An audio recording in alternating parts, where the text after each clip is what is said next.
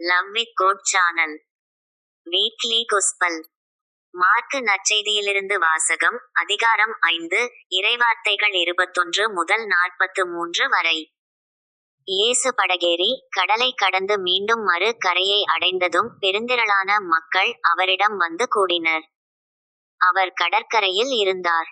தொழுகை கூட தலைவர்களுள் ஒருவரான யாயிர் என்பவர் வந்து அவரை கண்டு அவரது காலில் விழுந்து, என் மகள் சாகுந்தருவாயில் இருக்கிறாள்.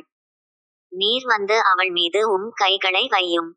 அப்போது அவள் நலம் பெற்று பிழைத்துக் கொள்வாள் என்று அவரை வருந்தி வேண்டினார். இயேசுவும் அவருடன் சென்றார். பெருந்திரளான மக்கள் அவரை நெருக்கிக் கொண்டே பின்தொடர்ந்தனர்.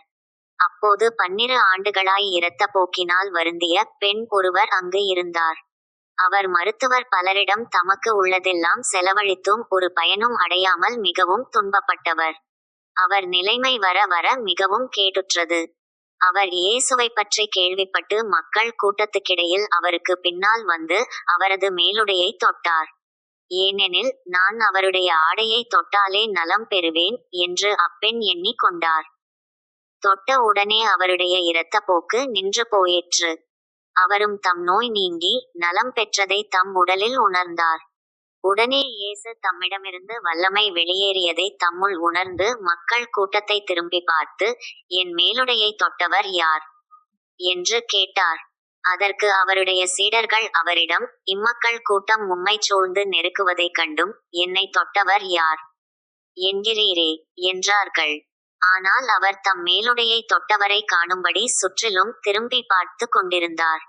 அப்போது அப்பெண் தமக்கு நேர்ந்ததை அறிந்தவராய் அஞ்சி நடுங்கிக் கொண்டு அவர் முன் வந்து விழுந்து நிகழ்ந்தது அனைத்தையும் அவரிடம் சொன்னார். இயேசு அவரிடம், மகளே, உனது நம்பிக்கை உன்னை குணமாக்கிற்று.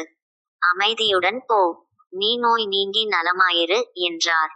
அவர் தொடர்ந்து பேசிக் கொண்டிருந்தபோது தொழுகை கூட தலைவருடைய வீட்டிலிருந்து ஆள்கள் வந்து அவரிடம், உம்முடைய மகள் இறந்துவிட்டாள்.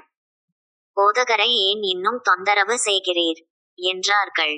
அவர்கள் சொன்னது இயேசுவின் காதில் விழுந்ததும் அவர் தொழுகை கூட தலைவரிடம், அஞ்சாதீர், நம்பிக்கையை மட்டும் விடாதீர் என்று கூறினார்.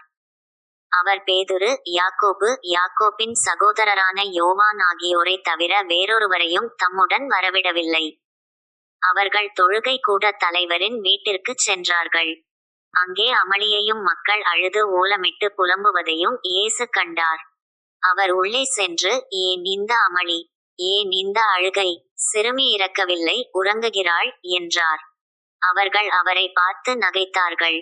ஆனால் அவர் அனைவரையும் வெளியேற்றிய பின் சிறுமியின் தந்தையையும் தாயையும் தம்முடன் இருந்தவர்களையும் கூட்டிக் கொண்டு அச்சிறுமி இருந்த இடத்திற்குச் சென்றார். சிறுமியின் கையை பிடித்து அவளிடம், தலித்தா கூம் என்றார். அதற்கு, சிறுமி, உனக்குச் சொல்லுகிறேன், எழுந்திடு என்பது பொருள். உடனே அச்சிறுமி எழுந்து நடந்தாள். அவள் 12 வயது ஆனவள். மக்கள் பெரிதும் மலைத்துப் போய் மெய்மறந்து நின்றார்கள். இதை யாருக்கும் தெரிவிக்க கூடாது என்று அவர் அவர்களுக்கு கண்டிப்பாய் கட்டளையிட்டார். அவளுக்கு உணவு கொடுக்கவும் சொன்னார். இது ஆண்டவர் வழங்கும் அருள்வாக்கு. இறைவா, உமக்கு நன்றி.